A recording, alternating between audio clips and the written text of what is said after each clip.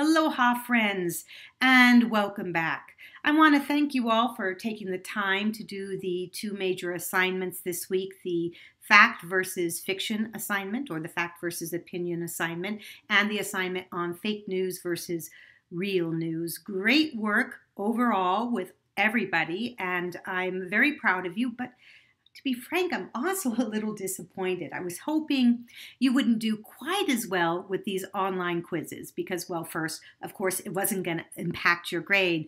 But secondly, I really want to hit home this understanding that there are so many mass communication news sites out there that look good on the outside, but really are questionable because they are extremely good at fooling us regarding the information that we are consuming.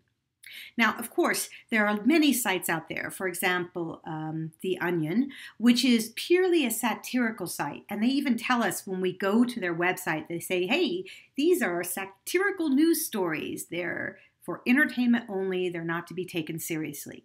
But what is amazing is sometimes, often actually, people do take these news stories seriously. And when that happens, especially for sites like The Onion, who are very transparent, and they actually tell you, don't believe any of this. This is satire. So if we start to believe in it, that's our fault because they are disclosing the true nature of their publication. But the problem is most people don't disclose.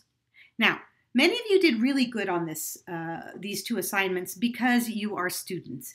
You are literally spending a good portion of your day critically thinking, analyzing ideas, looking for good arguments, finding different ways to back up your opinions. So you're using that part of your brain that is so very important with this kind of thing.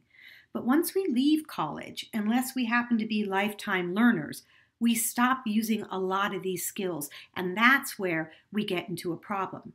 Now, a lot of the Pew research that we looked at this week demonstrates that Americans have a really difficult time, and it's getting worse, for us being able to distinguish facts from opinion, fake news from real news. And there's lots of reasons for that. So in this video, I'm going to go over a little bit of those reasons so that we are all on the same page as we move forward into our next few sections about propaganda and identification and division.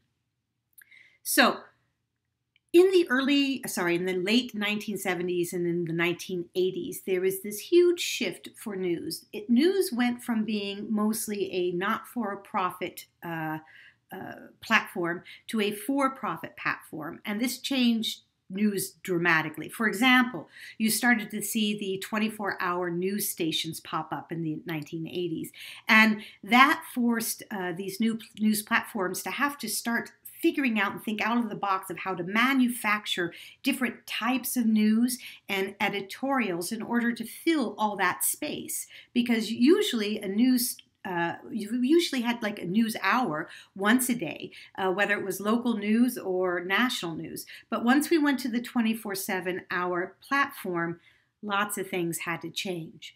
And there was a lot more competition between news outlets, which we've read a great deal about. So the news outlets themselves had to come up with news stories in order to get better readership and also to improve ratings. So all of these things kind of changed how news was, the dynamic of news itself. And we started to be presented with more entertainment news than really hard-hitting, unbiased news. And this shift was a slow but consistent shift in such a way that most of us didn't even think anything about it.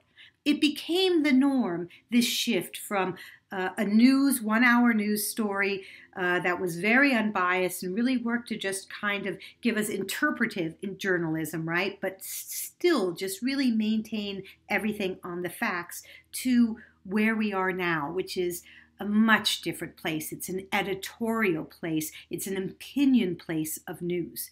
So as this shift started to happen, we started to accept, and I say we as a population, as consumers of news and information, we started to accept that this was the norm. And that's a problem. Once we see this kind of thing as the norm, it becomes embedded in our culture and we don't question it. And you may ask why. Well, in general, when things become embedded in our culture, such, for example, sexism, all right, we don't see it. It is so much part of our normal way of doing and thinking and being that there's no reason to question it. This is why, during your fact versus opinion assignment, I told many of you, you need to ask, what is not being said? What is not being examined? Because that's how we start to basically open up the doors and allow us to see these embedded behaviors and assumptions and acceptance about the information that we are receiving. But there's another side of all this, which is really fascinating. Today, we see a lot of people saying everything is fake news. And it doesn't matter if it's the President of the United States or if it's our best friend Bob from Florida or from Washington State. It doesn't matter if it's coming from a conservative point of view or a liberal point of view. Repetition that all news is fake news is dangerous. And the reason it's dangerous is because the rest of us stop questioning news itself. We start to accept that all news is BS, that there isn't any truth to it anywhere. And that's a problem. And all of this leads towards the P word, propaganda. That's right. Propaganda is running rampant in our news and information in society today. But it's important to note that propaganda is always there. Let me show you, I want to share a story with you. When I was in, I believe it was junior high, I had a social science teacher, one social science teacher. I had two during that time. One did not say this, but one did. I think it was in 8th grade, maybe. I don't know. Anyways, it was either 8th or 9th grade. I was told that America never used propaganda, that other countries use propaganda, but America never did. First of all, that statement is a statement of propaganda. And I did believe it. And as I got older, though, I started to learn how propaganda is often very essential to nation-state building. And we all live in nation-states. Propaganda works to sway us, to get us to identify with our nation's values and hopes and aims. So it's an extremely important aspect of our culture, propaganda. But there becomes a time when propaganda becomes so narrow and it reflects only one point of view and there's nobody around to question or check the propaganda. There's no checks or balances system, and that's when it becomes dangerous. Which is why I think we're seeing so many fact checkers to any political discussion anymore, is this fear that if we don't let things go, if we let things go by unchecked, then we're going to get ourselves in trouble. So a lot of fake news plays into propaganda. Now, of course, The Onion and places in publications like that aren't really forms of propaganda because they say right up front, hey, this is BS. We're just having fun. It's a form of entertainment. But when you come across any kind of piece of information that suggests that this is actuality and this is the way you should think and this is the way things are, you need to be a little suspicious. It's really important. And it leads me to the last point that I wanted to make, or the second to the last, actually. And that is this idea of fake news as lying. Now, I am including a couple articles for you to review about the ease of lying. So researchers have discovered that not only is all of this a nurture kind of thing, that is, you know, when you're told something, you start to believe it, but they also found out it's a nature kind of thing. It changes the way we think. Cognitively, the neurons in our brain. So, for example, if I start to lie a lot, not only does it become easier for me to lie, but then I start to get to a place where I cannot distinguish my lies from truths. And that also happens with things like fake news. So if we're saying that all news is fake news, we start to believe that there is nothing there to believe in. And I know for some of you, when you did the fact versus opinion assignments, many of you did really good at finding out or distinguishing the opinions.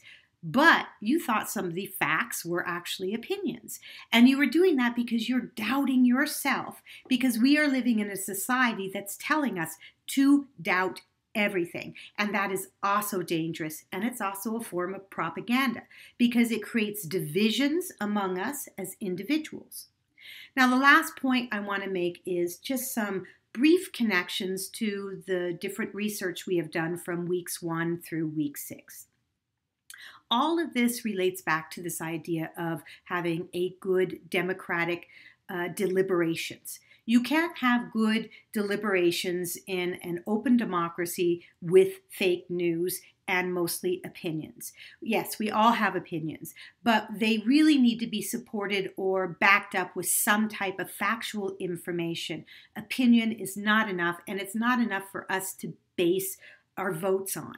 So that's one thing that becomes problematic.